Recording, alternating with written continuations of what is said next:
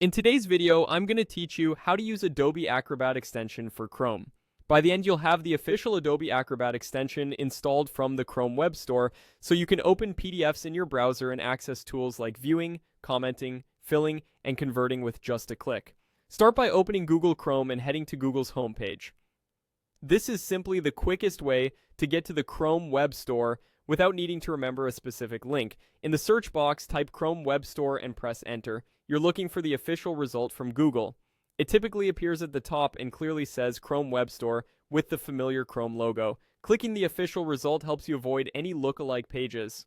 Once the Chrome Web Store opens, you'll see a search bar at the top.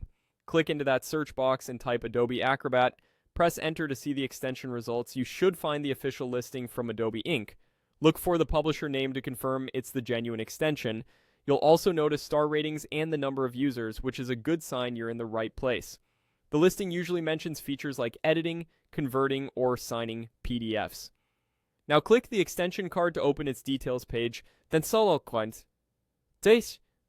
Add to Chrome.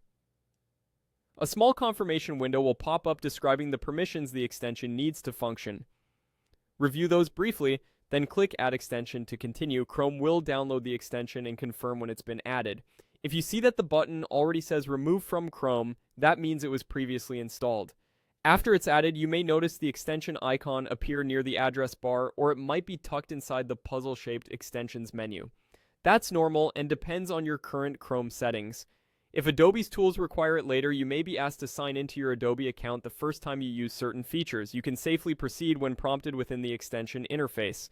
That's it. You navigated to Google, searched for the Chrome Web Store, opened the official store page, looked up Adobe Acrobat, and added it to Chrome. From here, whenever you open a PDF in Chrome, the extension can offer options to view, annotate, fill forms, or start conversions right from your browser.